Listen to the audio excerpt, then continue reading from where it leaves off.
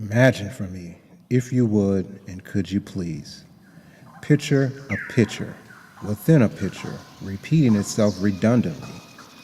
This is more properly known as the Dross effect, or in the French, Minzen broken down further for mathematicians, a picture seen recursively. Now, think of a plant or a flower, or more precisely, a tree. Although asexually, trees reproduce through cultivation and sexually.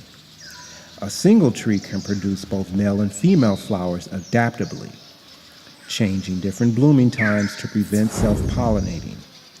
Remarkably, trees have a range of pollination strategies, each one with adaptations that help it reproduce more effectively. The point I'm trying to make is, each tree bears seeds, you see, which is kind of like a tree within a tree, if you can see what I mean. Inside each seed is an exact replica of the tree, do you get me? Copying itself over and over again as it blooms and pollinates seasonally. Well, within man is a reproductive cell called sperma, from the Greek meaning seed. Each sperm provides 3 essential parts essential to breed. Activating the oocyte, the genome, the centrosome, look them up and study leisurely. The genome contains genetic material, DNA, instructions or copies. Please stay with me, because remember, this poem is about redundancy.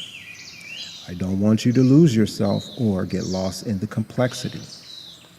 Ovum, Latin for egg, is found in the woman's body, embedded in her ovary. Each egg is released by the hormone estrogen monthly. Menstrual cycle is called, and this is when women are ovulating. As with the sperm, within the egg is everything needed for reproducing. Only when sperm meets egg does conception begin, or impregnating. Then in about 9 months, a human will be born after fertilizing. Inside each man and woman is genetic material that can be passed down eternally, adding to genealogically what's best known as the family tree, indubitably. Each member of the family branching off the tree, making their own individual families. That correlation I just made between man and trees was done oh so smoothly. Remember, Yeshua the Messiah healed the blind man so he could see? Then he asks the man what he sees, and he says, men, as trees walking near me. He healed him again, and his sight was completely restored, and he saw men clearly. Not too many interesting poems are without controversy. Shall we proceed? In the Garden of Eden, 2 trees, one doing righteous and the other working evilly. Now, you understand that these were not trees, but 2 works by men respectively. Cain and Abel scripturally, bearing forth fruits from their labors intrinsically.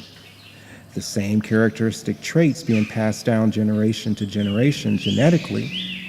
The motions of sin will be passed down forever and ever, never ending, unless we break the cycle willingly by teaching righteous moral behavior diligently. Like a picture within a picture, we'll see things in our children that ashamed of we should be, sitting there staring at us as if a mirror held by our own hands to our face reflecting, when we should be seeing things that are within proper conduct morally.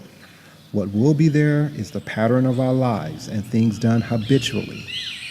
Once that seed is planted and fertilization begins, what springs forth is inherently sort of like a picture within a picture.